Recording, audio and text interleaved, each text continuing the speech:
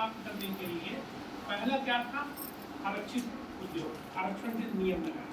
दूसरा था licensing system, इसको कोटा सिस्टम भी बोलते हैं, आपने नाम सुना हो कोटा परमिट सिस्टम, तो ये आरक्षण था। दूसरा जो था ना लाइसेंसिंग सिस्टम था कि आपको लाइसेंस लेना अनिवार्य कर दिया गया था कि भाई इतने इस श्रेणी के उद्योग हैं, अगर आप लगाएंगे तो आपको लाइसेंस लेना कंपलसरी है, और लाइसेंस देंगे मतलब गवर्नमेंट के रूल्स रेगुलेशन को आप फॉलो करेंगे तभी आपको लाइसेंस दिया जाएगा।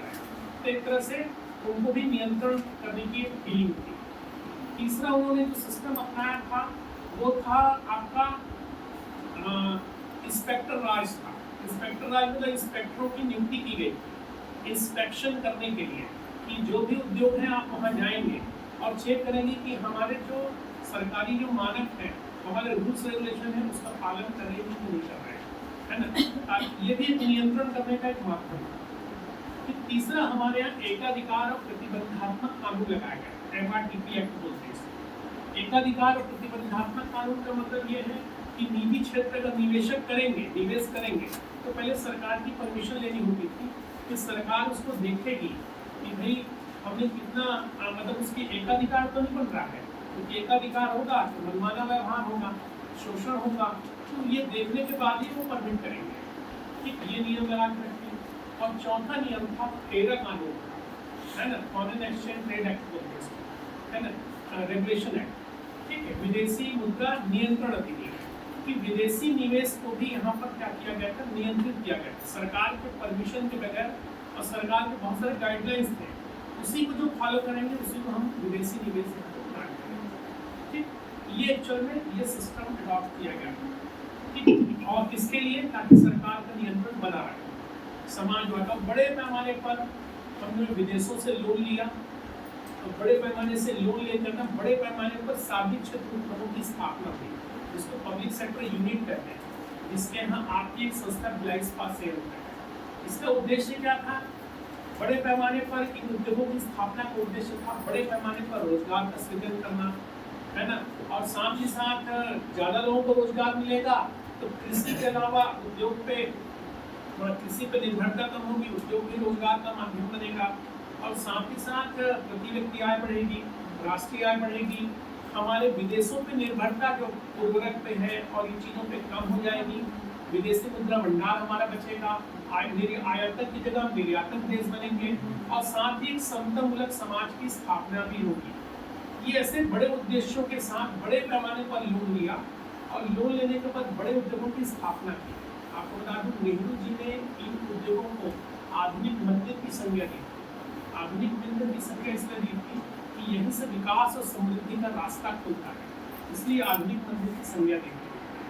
ठीक है, और बड़े पैमाने पर लोन लिए और बड़े पैमाने पर इंडस्ट्रीज की स्थापना हुई, और ये काम चलता रहा, और बड़े पैमाने पर वाकई रोजगार का सृजन हुआ, प्रति व्यक्ति आय बढ़ी, राष्ट्रीय आय बढ़ी, है ना। ये जितने भी उद्देश्य हैं ये बढ़िया हमारे यहाँ हासिल होते रहे। बस 80 के दशक में हमारे यहाँ थोड़ी सी तकलीफ हुई, है ना। 80 का दशक जब आया हमारे यहाँ, तो 80 के दशक में हमने पाया कि ये उद्योग अब घाटे में चलने लगे। घाटे में चलने लगे तो बहुत सारी कमेटियाँ बनी कि भाई ये उद्योग घाटे में क्यों चल रहे हैं, तो रिकमेंडेशन आया कि भाई इसमें आधुनिकीकरण का अभाव है, हम इसलिए पीछे हो जा रहे हैं, है ना। और भी बहुत सारे रिकमेंडेशन थे कि जरूरत ज़्यादा कर्मचारी हैं रोजगार देने के नाम पर, और जहाँ ये पता चल जाता है कि भाई रोजगार देना सरकार का काम है तो निकालेगी नहीं, तो लोग काम में कमाल, आलस्यता जैसी चीज़ें आ गई, और ब्यूरोक्रेसी के भी बहुत सारे दुर्गुण वहाँ पर थे, क्योंकि ब्यूरोक्रेसी इंडस्ट्री को चलाती थी उस समय, उसके भी दुर्गुण देखने को मिले। और साथ में हमारे यहाँ कर्मचारी संघ बन गए, हड़तालें होने लगी, और ये चीज़ें होने लगी। और बड़े पैमाने पर और भी कारण थे, क्योंकि संख्या ज़्यादा, जैसे बीएसपी में मैडम लोग को पता होगा, मैडम उस समय लगभग 90,000 लोग बीएसपी में काम करते थे। 90,000 एक इंडस्ट्री में होना मतलब बहुत बड़ा, तो लागत बहुत ज़्यादा बढ़ती चली गई। हम बहुत सारे गाँव को गोद ग्राम लेकर करने लगे, तो बहुत सारी लागत बढ़ने लगी, लेकिन क्वालिटी इम्प्रूव नहीं, है ना। अब क्वालिटी इम्प्रूव नहीं होने के पीछे भी कारण था, क्यों, क्योंकि अगर आपको संरक्षण की नीति थी उस समय, सरकारी संरक्षण प्राप्त था, ऐसे जैसे सीमेंट कंपनी है तो बिल्कुल सरकार का आशीर्वाद था कि भैया आप जो भी सीमेंट बनाओगे पीडब्ल्यूडी खरीदेगा, ऐसे ही आपका जो भी रेल पटरियाँ बनाएंगे रेल मंत्रालय खरीदेगा। कंपटीशन नहीं था, मतलब इन उद्योगों को कंपटीशन का सामना नहीं करना पड़ता। जैसे आपको बता दूं, 2 लड़के हैं, एक के पिताजी अगर बोलते हैं कि बेटा तुम कुछ मत करो, तुम पढ़ो, सब काम मैं करूँगा, एडमिशन मैं कराऊंगा, रोजा कराने मैं जाऊंगा और फीस मैं पटाऊंगा, सब काम मैं करूँगा। और एक के पिताजी बोल देते हैं कि यार तुम पढ़ लो, सब काम तुम करो। अब वो सब जगह जा रहा है, मार्केट भी जा रहा है, बाजार भी जा रहा है, लाइन भी लग रहा है, फीस पटा रहा है, कौन लड़का कंपटीशन को जानता है? दूसरा है कि नहीं? और ये बिल्कुल नहीं जानता है, तीन दुनिया से बेखबर है, ये पढ़ाई किया है लेकिन प्रतियोगिता क्या होती है। तो ऐसी हमारे उद्योग जो थे ना, उसको आर्थिक संरक्षण की नीतियाँ थी, समाजवादी मॉडल में सरकार का ऐसे आशीर्वाद था कि तुम जो भी करोगे ये खरीदेंगे, ठीक है। और उनसे चीज़ों को हम अंतर्राष्ट्रीय बाजार में बेचने जाते थे, तो अंतर्राष्ट्रीय बाजार में बिकना कम हो गया क्योंकि लागत ज़्यादा थी, गुणवत्ता कम होती, तो अंतर्राष्ट्रीय प्रतियोगिता में पिछड़ने लगे, विदेशी मुद्रा कम मिलने लगी, तो सीधी सी बात है वो घाटे में चले गए। और बड़े पैमाने पर फिर से हमने विदेशों से लोन लिया कि भाई आधुनिकीकरण करना है, मॉडर्नाइजेशन करना है, और उद्योगों में फिर हम लोगों ने पैसे लगाए, लेकिन ये उद्योग सफेद हाथी सिद्ध होने लगे। सफेद हाथी मतलब समझते हैं कि समृद्धि का प्रतीक माना जाता है, लेकिन पालना बहुत मुश्किल जाता है उसको। तो लगभग वही चीज़ें होने लगी और ये स्थिति गड़बड़ होने लगी। और 90 के दशक में स्थिति और हमारी खराब हो गई।